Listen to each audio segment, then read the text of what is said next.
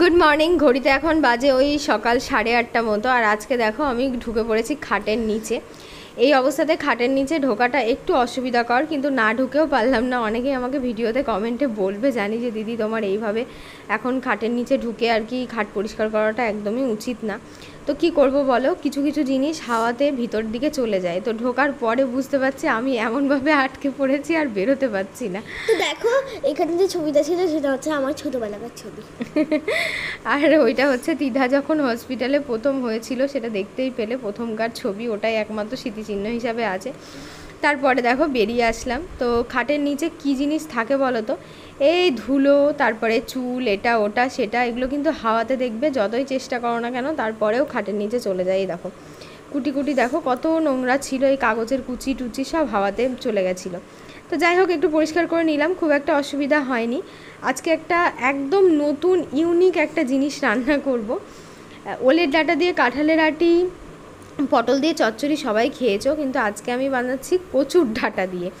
যেহেতু ওলের ডাঁটা আমার কাছে নেই, পটল ছিল, কয়েকটা কাঁঠালের আটি ছিল, তো ভাবলাম যে আজকে একটুখানি দেখি, নিজের মতো করে রান্না করে দেখি কেমন হয়। তো যেটা কচুর ডাঁটা ছিল আর কি, কচুর ইয়েটা, তো সেটাকে আর কাঁঠালের আটিটাকে দেখো আমি ভালো করে ভাপ দিয়ে নিয়েছি। আর জলটা একদম কালোও বেরিয়ে গেছে। এগুলো কিন্তু একদমই গলাবো না, ডাঁটিটাকে মানে পুরোপুরি ভাপ দিয়েছি, সিদ্ধ হয়েছে, তার সাথে কিন্তু নরমও হয়ে গেছে। তো এখানে হচ্ছে রসুন আর কাঁচা লঙ্কা ফোড়ন দিলাম কালো জিরের মধ্যে, মানে কালো জিরে ফোড়ন দিয়ে রসুন কাঁচা লঙ্কা ফোড়ন দিয়ে একটুখানি হালকা করে এটাকে ভেজে নেব। এটা পুরোপুরি আমার নিজের মন থেকে বানানো একটা রেসিপি। জানি না যে রেসিপিটা ভালো হবে না খারাপ হবে, খেয়ে দিয়ে বলবো। এরকম তো এর আগে আমার মনে হয় না কেউ কোনো দিন রান্না করেছে বলে, মানে আমি ফার্স্ট টাইম এটা আর কি রান্না করছি। নিজের একটা মন থেকে বলতে পারো, নিজের মন থেকে রেসিপিটা আমি বানালাম। তো খাওয়ার পরে তোমাদেরকে কিন্তু আমি জানাবো। তো ভাবলাম যে ভালো মন্দ যাই হোক রেসিপিটা শেয়ার করি। তো কচুর ডাঁটা দিয়ে তো কোনো দিন খাইনি, আর কচুর ডাঁটাগুলো দেখতেই পাচ্ছ কেমনভাবে করলাম, একটু তেল বেশি করে দিয়েছি, আর রসুনটাও দিয়েছি, তার সাথে পটলটা একটু ভাজা ভাজা করে নিলাম। দেখো ঠিক এই রকম, মানে মোটামুটি 60% মতো হয়ে গেছে, নরম হয়ে গেছে পটলটা। এবার এর মধ্যে ডাঁটাটাকে দিয়ে দিলাম, একদম মিডিয়াম ফ্লেমে রেখে অনেকক্ষণ ধরে আস্তে আস্তে নাড়াচাড়া করে করে করব। জানি না কেমন খেতে হবে আর কি, ঢাকা দিয়ে দিয়ে করতে হবে, একটু ধৈর্য ধরে করতে হবে। আর তেলটা একটু বেশি পরিমাণে দিয়েছি, যেহেতু কচু ঘেঁচু তো একটু তেল দেওয়া ভালো। আর এই কচুগুলোতে কিন্তু একদমই মুখ চুলকায় না, মানে খুবই ভালো। তো এখানে জামা কাপড় কেচেছিলাম, সেগুলো মেলা হয়নি, মানে বিছানার চাদর, তারপরে হচ্ছে বালিশের ওয়ার টোয়ার দিয়ে এক বালতি মতো। আর এই জঙ্গলের মধ্যে সত্যি কথা বলতে মেলতে যেতে একদমই ইচ্ছা করে না, তাও মেলতে হবে, ঘরের মধ্যে আর কোথায় মেলবো বলো। তো মেলে টেলে এসে দেখো এখন খেতে বসেছি। আর এই হচ্ছে সেই ডাঁটা দিয়ে কচুর লতি, মানে কচুর লতির মতো করে একদম রান্না করেছি কচুর ডাঁটাটাকে। জাস্ট কি বলবো, মানে আমি ভাবতেই পারিনি যে খেতে এতটা ভালো লাগবে। তোমরা দেখেই বুঝতে পারছো। এর সাথে আমি একটু কাঁচা পেঁয়াজ নিয়েছি, এটা পুরোপুরি আমার নিজের একটা পার্সোনাল ব্যাপার বলতে পারো, কিন্তু খেতে এক কথায় ফাটাফাটি হয়েছিল। মানে এই জিনিসটা যে এরকমভাবে রান্না করলে এতটা টেস্ট হবে আমি সত্যি মানে ভাবতেই পারিনি। তো ভাবছি এরপরে মাঝে মধ্যে কোনো দিন এরকমভাবে কিন্তু বানিয়ে আমি খাবো, খুব ভালো লেগেছে আমার। আর আজকে যেহেতু রান্নাবান্না শেয়ার করিনি, তারপর আবার খেতে খেতে ভাবলাম যে আর কি রান্না করেছি সেটা তো ভিডিওতেও দেখায়নি, তাহলে তোমরা কি ভাববে যে শুধু এটাই রান্না করেছি। না, এটা করেছিলাম আর তার সাথে ডিমের আলু দিয়ে ঝোল করেছিলাম। তো এই হচ্ছে আজকে দুপুরে আমাদের রান্নাবান্না, মানে খাওয়া দাওয়া দুটোই একসাথে। আর আজকে একটু আমাকে যেতে হবে বাজারে, তো খাওয়া দাওয়া করে একটুখানি রেস্ট নিয়ে নেব। 5টার দিকে উঠে একটু বাজারে যাব, কারণ বাজারে আমার সমস্ত ওষুধ ফুরিয়ে গেছে, ওষুধগুলো আনার জন্যই বাজারে গেছিলাম। আর এই হচ্ছে কালীবাড়ি, বৃষ্টি চলে এসেছিলো বলে কালীবাড়িতে অনেকটা টাইম বসেছিলাম। আমার মানি সকাল সকাল রেডি হয়ে গেছে। Good morning. আজকে ট্যাটু করেছি, ট্যাটু ট্যাটু দেখো, আর আমার মায়ের নামে, আর মায়ের নাম সুপর্ণা, আমার নাম তিথা, সবাই তো জানো আমি ভাইরাল। উরি বাবা, ট্যাটু করেছে ট্যাটু। আজকে একটু আগে আগে রেডি হয়ে গেছি 10 মিনিট, তো সেই জন্য একটুখানি বসে আছি, ভাবলাম একটুখানি ব্লগটা স্টার্ট করি। আজকে ব্লগটা মানি স্টার্ট করুক, ইন্ট্রোটা মানি দিক দেখি। হ্যালো গাইস, কেমন আছে সবাই?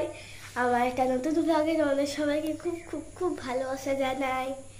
তোমরা তো এই ভিডিওটা দেখতে থাকো। আমি প্রথমে ব্লগে, আমি এখন সকাল থেকে স্টার্ট করলাম ব্লগটা। আর আমার কদিন ধরে শরীরটা খারাপ ছিল, তাই আমি সানডের ভিডিও দিতে পারিনি।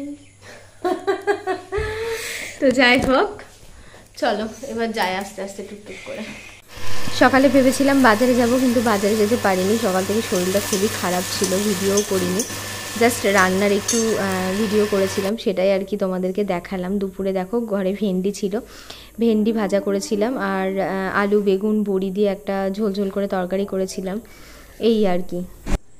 আজকে একটু সামনাসামনি আসলাম, ব্লগ ভিডিও তো তোমরা প্রত্যেক দিন দেখোই, আজকে একটু সামনাসামনি গল্প করতে আসলাম, কয়েকটা বিশেষ মানে কিছু বলতে আসলাম। অনেকেই আমাকে জিজ্ঞাসা করছে দিদিভাই তোমার কত উইক চলছে। আমার মানে 32 উইক কমপ্লিট হয়ে গেছে, 33 উইক আমার রানিং চলছে। আর কালকে থেকে না আমার একটু ঠান্ডা লেগেছে, জানো তো। আমি 15 দিন আগে ডক্টরের চেক আপ করিয়ে আসলাম, এবার অসুবিধা হলে তো আবারই যেতে হবে। তো আজকে কালকে দেখলাম গলাটা খুসখুস করছে, আজকেও তাই। আমার কিন্তু নাক দিয়ে জল পড়ছে না, কিন্তু গলার কাছে মনে হচ্ছে না কেমন একটা খুসখুস খুসখুস করছে, ঠান্ডা লাগলে যেমন হয়। আর তোমরা সবাই জানো এই সময়টা একদম ঠান্ডা লাগানো উচিত না, কিন্তু আমি কি করব বলো, মানে সব কিছুই তো আমাকে নিজে হাতে করতে হয় না। বাজার করতে যাচ্ছি, হয়তো রাস্তার মধ্যে বৃষ্টি চলে আসলো, তো ওই দুটো ব্যাগ হাতে নিয়ে কোন হাতে ছাতা ধরবো কোন হাতে ব্যাগ ধরবো। দুদিন একটু বৃষ্টির জল আমার মাথায় পড়েছিল, তার জন্য আমি ভীষণ সাবধানে থাকার চেষ্টা করি, জানো তো।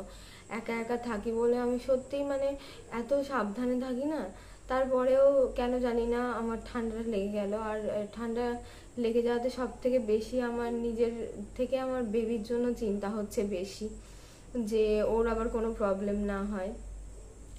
আর আজকে আমি ফোনও করেছিলাম, ভাবলাম যে একবার ডক্টরের কাছ থেকে চেক আপ করিয়ে আসি, বলা যায় না, কারণ এই সময় ঠান্ডাটা লাগাটা একদমই ঠিক না।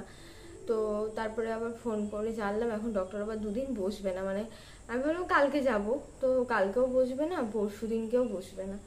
তো এই হয়ে গেল একটা সমস্যা। তো দেখি, চেষ্টা করছি হোমমেড গুলোকে ফলো করার জন্য।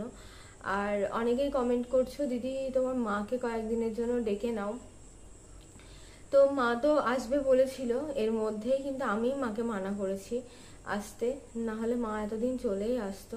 তো আমি মাকে বললাম যে আমার গপু সোনাকে আমার মেয়ে অনেকদিন দেখেনি, আর আমিও তো ধরো অনেকদিন হয়ে গেল দেখিনি। আর সামনেই তো জন্মাষ্টমী, প্রত্যেক বছর বড়া টড়া বানিয়ে ওকে নিজের হাতে দিই, তো এই বছরটা ভীষণই মিস করব।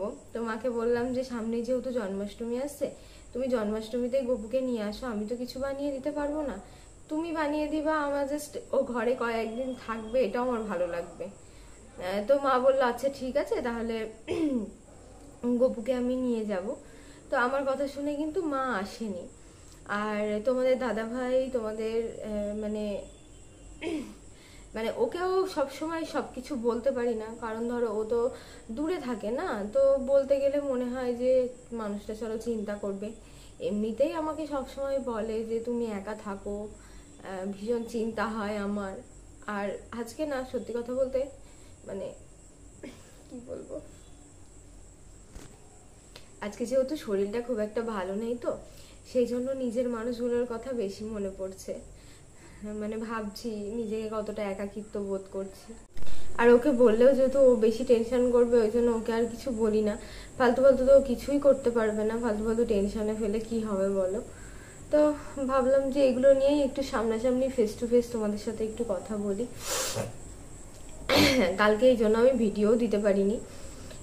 ঠান্ডাটা কিন্তু এখনো খুব পরিমাণে লাগেনি, কিন্তু আমার প্রথম দিকে যখন আমার 2 মাস ছিল তখন আমার ঠান্ডা লেগেছিল।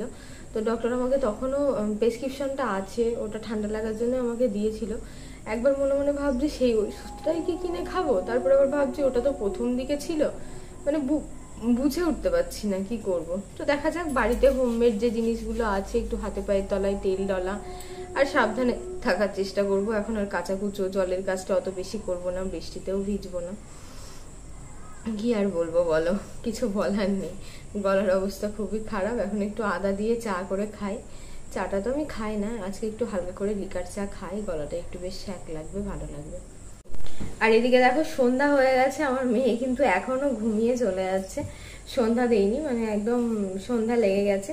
তো ওই প্রত্যেক দিন সন্ধ্যাটা দেয়, এখন যেহেতু গপু নেই একটু ধূপকাঠি জ্বালিয়ে জ্বালিয়ে আর কি সন্ধ্যাটা দেয়, ওই আজকে দেবে। আর সন্ধ্যাবেলায় আমরা দুজন মিলে একসাথে বসে কীর্তন করি। কীর্তন বলতে ভগবানের নাম করি, অষ্টশতনামটা, হরিহরয়ে নম কৃষ্ণ। তো এটা দুজন মিলে, মানে ও নেচে নেচে করে আর আমি বসে বসে হাতে তালি দিয়ে করি। তো এখন সেটাই করব। এটা কিন্তু কোনোদিন তোমাদের সাথে শেয়ার করা হয়নি। আমরা প্রত্যেক দিন সন্ধ্যেবেলায়, মানে আমার আমার মেয়ের যদি ভক্তিটা দেখো, মানে কি বলবো, এত ভক্তি, এত ভক্তি, আর এত কীর্তনও মুখস্থ, ভগবানের হরিহরায় নম কৃষ্ণ সব মুখস্থ ওর। মানে ভীষণ ভক্তি ওর মনের মধ্যে।